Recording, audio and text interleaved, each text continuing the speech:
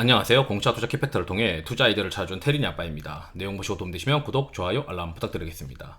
OCI랑 OCI 홀딩스 관련해서 공개매수 현물 출자 가격이 정해졌는데, 이 공개매수 현물 출자 가격이 이제 공시가 뭐 당일 이제 그 오후에 발생이 됐지만, 실제로는 이제 그 전일 종가쯤에 이미 다 어느 정도 가격을 다 산정을 할 수가 있었죠.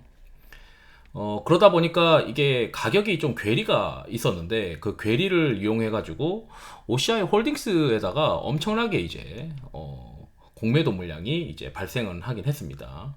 그래서 이제 좀 계산을 해볼 필요가 있는데, 우선 여기 이제 보시는 가격이 97,252원으로 OCI 홀딩스가 이제 정해졌습니다. 이거 정해질 때 이미 그 가중산술 평균 주가를 활용하겠다.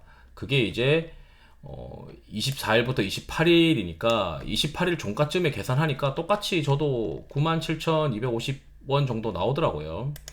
그래서 이거를 계산을 해보면 이게 이제 그 30일, 이게 이제 28일이겠죠. 28일이고 이게 이제 29일, 28일이고 이게 29일 가격. 이게 28일이고 이게 29일 가격인데,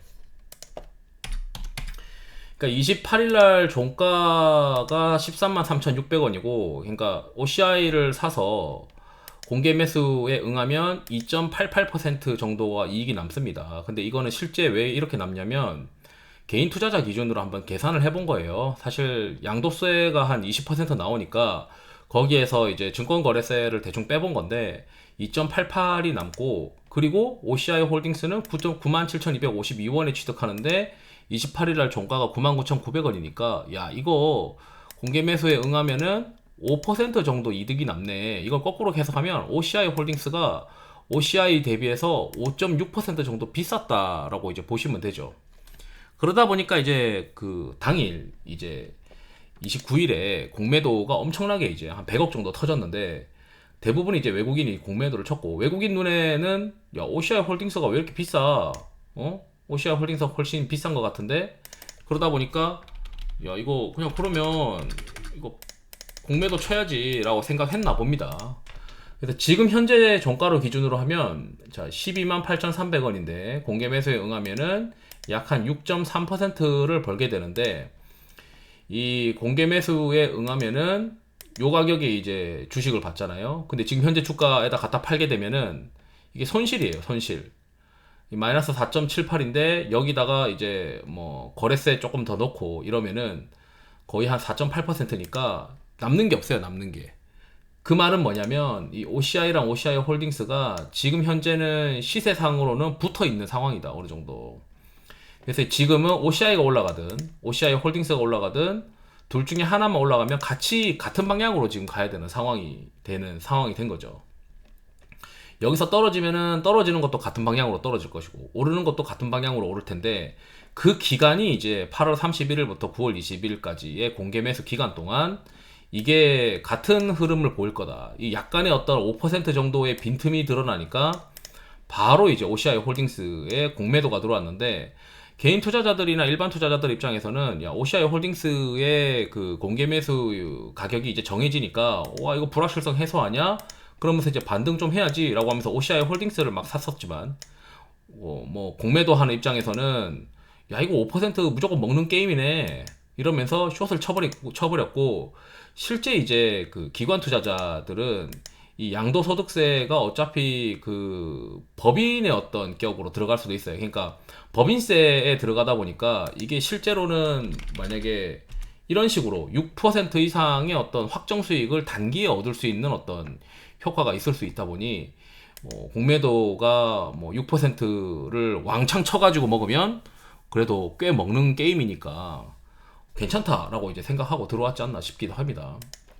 지금 이제 붙어 있는 상황이고, 결국 이제 이 공개 매수 현물 출자에 응하지 않는 게, OCI 주식을 가지고 있는 분들은 공개 매수에 응하지 않는 게 지금 현재 주가로는 이득이고, 이게 이제 계산을 계속 했을 때 이게 계속 괴리가 벌어져 가지고 야, 이거 바꿔서 넘어가는 게 이렇게 플러스가 나는 구간으로 들어가면은 해볼만 하겠지만, 이 공매도 치는 꼬라지 보니까 이게 아마 괴리가 그렇게 많이 벌어지지 않을 것 같아요. 그래서 그냥 같은 방향으로 흘러간다. 그러면은 이제는 뭐 펀더멘탈을 계속 또 체크를 해야 되는 상황이 된 것 같습니다. 안 그래도 이제 오시아이의 경우에는 이 도쿠야마와 주가가 좀 비슷하게 최근에 흘러가는 것 같다라고 말씀드리고 싶고, 최근에 이제 그 오시아이도 주가가 떨어졌듯이 도쿠야마도 이제 주가가 떨어졌는데, 뭐 최근 이제 뉴스 보시게 되면은 반도체 쪽에서 뭐 웨이퍼 생산 능력을 어느 정도 늘리기로 했다라고 좀 되어 있으니까, 웨이퍼 양산이 증가하게 되면서 그 반도체 폴리실리콘에 대한 수요가 그래도 좀 증가하지 않겠느냐, 이렇게 또 볼 수가 있고, OCI의 넥세온과의 어떤 계약을 보게 되면 뭐 이런 얘기도 있어요. 이 OCI가 넥세온과 계약하는 모노실란을 계약해서 이제 판매하는 게 결국 이제 도요타의 전고체 배터리와 관련이 있는 거 아니겠느냐, 이렇게 지금 추정하는 내용도 있고요. 슬라이드, 이게 이제 최근에 이제 발표한 실적 발표에서 보게 되면 여기 이제 화학 가격들이 어떻게 되고 있느냐, 어차피 이제 카본 쪽, 지금 최근에 이제 카본 블랙이나 이런 화학 관련된 부분들도 좀 봐야 되는데, 좀 보니까 뭐 괜찮은 것 같아요. 제가 생각했을 때는 여기 보시게 되면 일단 TDI도 6월달 말 이후로 조금씩 올라와 있는 상태이고, 뭐 4, 5, 6 대비해서는 한 평균 정도로 와고, 카본 블랙도 빠지다가 지금 최근에 좀 돌아섰고, 그 다음에 인산도 지금 최근에 반등을 하고 있는 모습입니다. 그 다음 과산화수소도 이게 지금 반등을 하고 있어요. 그 다음에 여기 쭉 올라가면 BTX, 벤젠 톨루엔 자일렌이 있는데, 벤젠 톨루엔 자일렌도 최근 이제 반등을 했죠. 여기도 보면 벤젠도 반등을 했고, 톨루엔도 반등했고, 자일렌도 반등을 했습니다. 그리고 또 어떤 걸 볼 수 있냐면, 이게 대부분의 이제 국내의 반도체용 폴리실리콘은 국내에서 많이 쓰기 때문에 이 수입 가격을 좀 볼 필요가 있는데, 이 반도체용 폴리실리콘 수입 가격이 좀 올랐어요. 이걸 중량 대비 달러로 좀 나눠보긴 했는데, 판가가 좀 오르는 거 보니까 수익성이 반도체용 폴리실리콘 쪽에서 좀 개선이 되지 않겠느냐, 이런 또 기대를 가지고 있습니다. 그 다음에 이제 그렇다면 OCI 홀딩스도 주가가 좀 오르면 OCI도 같이 이제 올라갈 수 있는 요인이 있는데, 그나마 좀 다행인 거는 폴리실리콘 가격이 조금씩 반등을 하고 있어요. 이게 뭐 계속 지속될 수 있는지는 좀 지켜봐야 되겠지만, 어쨌든 조금씩 반등을 하고 있고, 만약에 이제 이게 지금 현재 주가로는 공개 매수의 현물 출자, 그러니까 13만 9천 원에 가지 않더라도 아마 OCI 투자자들은 이 괴리가 벌어져 있지 않는다면 굳이 귀찮음을 무릅쓰고 뭐 현물 출자에 응할 가능성이 없는 거죠.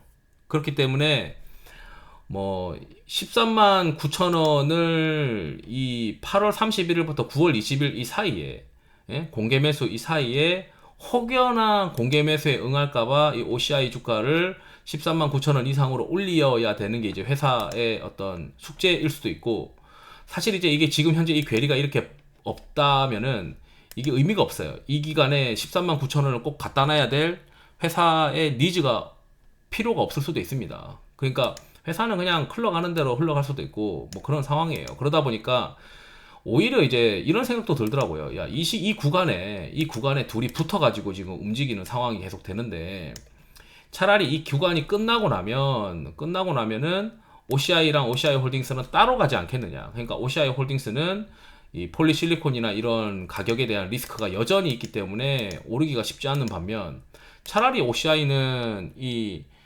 뭐 2차 전지도 음극재 관련된 소재도 있고, 그 다음에 피에노 케미칼이 하반기에 증설해가지고 가동되는 것도 있고, 거기에 OCI가 이제 저게 되는 거 있죠. 그 반도체용 폴리실리콘도 판가가 올라가고 있고 수익성이 좀 개선되는 모습들, 그 다음 내년에 이제 증설한다고 하는 삼성전자의 어떤 얘기들, 이런 것들을 좀 고려할 때 반도체 소재로서의 좀 회복 가능성이 오히려 있지 않나, 이런 생각도 들고, 아니면은 뭐 회사에서 야, 우리 이거 이제 회사에서는 열심히 해서 8월 31일부터 9월 20일 사이에 뭐 IR 자료도 열심히 하고 PR도 열심히 하고 하면서 뭔가 이제 주가 부양을 통해서 이 둘 중에 하나만 올라가더라도 같이 끌려 올라가니까 뭐 둘 다 양쪽으로 막 열심히 이제 OCI도 OCI 홀딩스든 열심히 이제 IR을 할 수도 있고 PR도 할 수 있고 이런 어떤 상황이 될 수도 있긴 한데 일단 지금 현재는 괴리가 없기 때문에 첫 번째 공개 매수 현물 출자는 OCI 주주 입장에서는 실익이 없는 상황으로 들어갔다.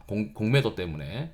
그 다음에 두 번째는 그 OCI 그 공매도 때문에 그 필요 없는 상황이 들어갔고 상당 부분이 이 OCI 홀딩스의 공매도를 했다면은 아마 그 물량에 상당하는 거는 OCI를 통해 가지고 상환해서 그러니까 OCI의 공개 매수를 응해서 그 응한 공개 매수를 상환해서 그 다음에 갚아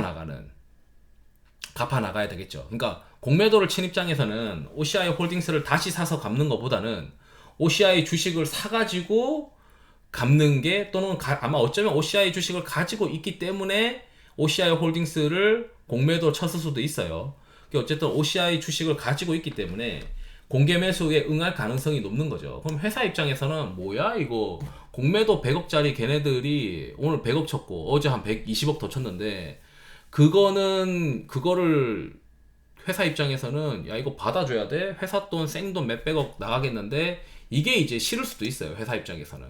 그렇기 때문에 이 공매도 애들이 뭐 지금 구간에서는 거의 수익 확정이에요. 6%대에 관련된 뭐 4, 5% 이거 중간에 내렸으니까 뭐 한 4, 5%의 수익은 단기에 확정은 지었으니까 뭐 걔네들은 걔네들대로 하고 어쨌든 그 얘네들이 공개 매수 현물 출자보다는 양방으로 이제 청산하는 어떤 그런 거를 기대한다면 주가를 회사가 뭐 올려줄 수도 있겠죠. 그러니까 뭐 예를 들어 주가를 13만 9천 원 이상으로 올려가지고 얘네가 공개 매수 현물 출자에 응해가지고 주식을 상환하는 방법을 하지 않게 뭐